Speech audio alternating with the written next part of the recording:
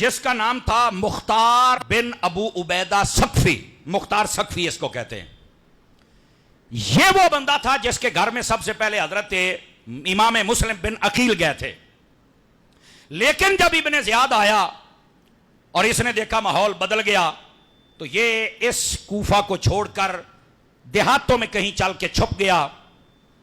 اس کو ابن زیاد نے پکڑوا کے اپنے قید خانے میں قید کر دیا. امام حسین شہید ہو گئے.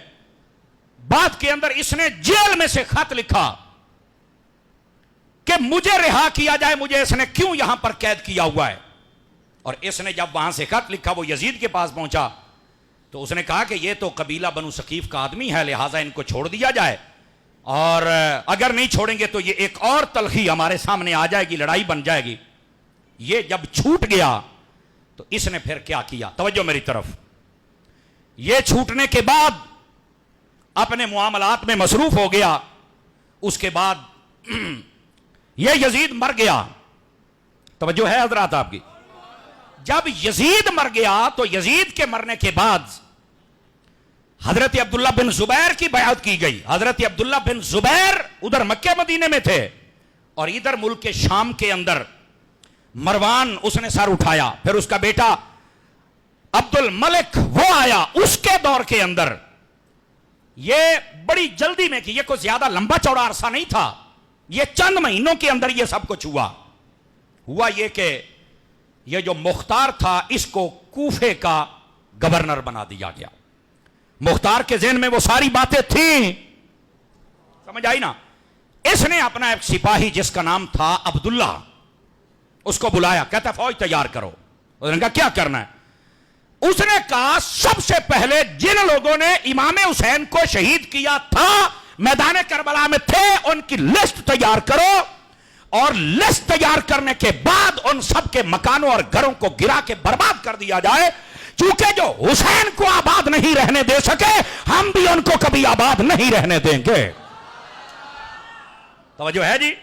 یہ مختار سقفی یہ اس کا ابتدا ہے. اس کی بھی انتہا بڑی بری ہوئی تھی، یہ بھی سن لیجئے، لیکن ابتدا کیا ہے؟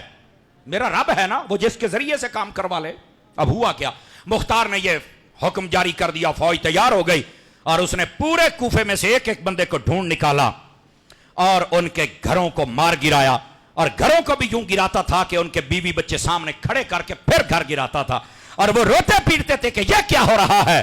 اس نے کہا یوں ہی تمہیں زینب بھی کہہ رہی تھی، سکینہ بھی کہہ رہی تھی، یوں ہی زین العابدین بھی کہہ رہے تھے، یوں ہی آل رسول بھی کہہ رہے تھے کہ تم ہمارے ساتھ کیا کر رہے ہو، اور ظالموں وہ وقت یاد کرو ہم تمہیں نہیں چھوڑیں گے. اس نے ان کے گھروں کو گروا دیا. جب یہ برباد ہو گئے باقیوں کو اس نے پکڑ لیا. پھر اس نے کہا دوبارہ، ابراہیم اشتر نامی ایک شخص تھا، اس کو کہا لسٹ تیار کرو اور پکی رپورٹ لو کہ جس نے میدان کربلا میں خاص امام پاک رضی اللہ تعالی عنہ ان کے ساتھ ظلم و زیادتی کی وہ کون ہے. اس نے نا تقریباً 30 کے قریب نام تیار کیے، 30 کے قریب پکی رپورٹ. اس میں کیا تھی؟ کہتا جی جو یزیدیوں کی لسٹ ہے ان میں سے پہلا شخص جس کا نام مالک بن نصر تھا، اس نے حضرت امام علی مقام کے سر اقدس پر تلوار کا وار کیا تھا، کہا اس کو بھی پکڑو.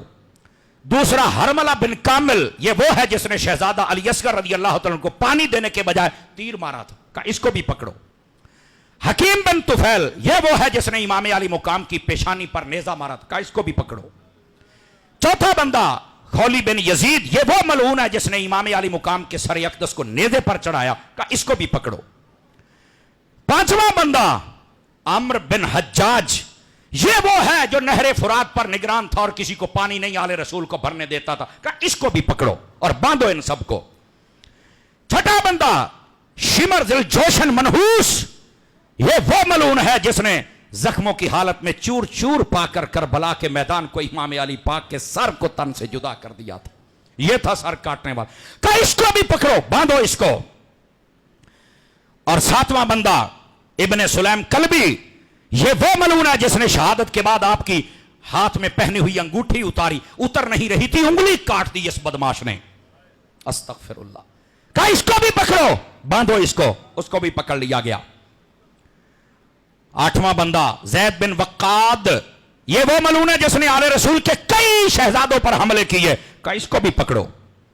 عامر بن سبی یہ وہ تھا جو بڑھ چڑھ کر حملہ کرتا تھا تو صرف آل رسول پہ کرتا تھا, اور بھائی اس کو بھی پکڑو.